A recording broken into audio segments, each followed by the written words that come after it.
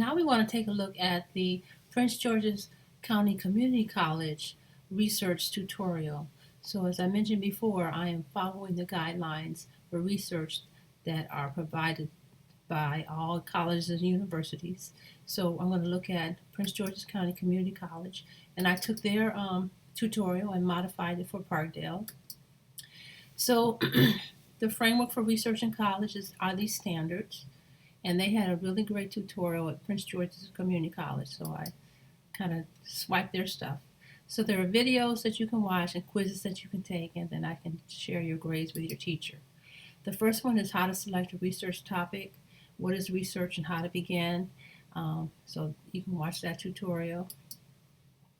The next one is that you have to do background reading on your topic before you can start writing about it. And then here's information that you take a quiz to make sure you understand the concepts. And then strategic searching is using Boolean operators. So you have to have a search strategy whenever you do research. And you can combine words together in an advanced search using the Boolean operators and, or not. So you would choose puppy and kitten, or puppy or kittens, or puppy not kittens. So whatever topic that you want. So you could use like air pollution, not United States, or whatever topic you want.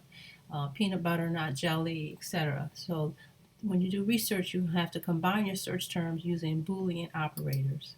And then there's a quiz that you can take to make sure you understand it. I have tutorials about how to do database searching. So there's a couple tutorials there. One of the databases is called Explore, and that's available on the public library's website. So watch those two videos and take the quiz. And then another thing you have to think about are the relevancy of the information that you have found, and to think critically about it. So you can watch this video and then take a quiz and make sure you really understand what you're looking at. And finally, information access and evaluation. You have to find information that's relevant to you and evaluate whether or not it meets the requirements that you need for what you're looking for.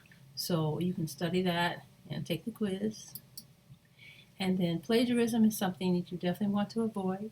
So there's a video here and a quiz about how to avoid being accused of plagiarizing. And then I have some basic library skills, reference definition words, and terms to search the internet. And then here's the link about which databases are available at Parkdale and which databases are available at the public library.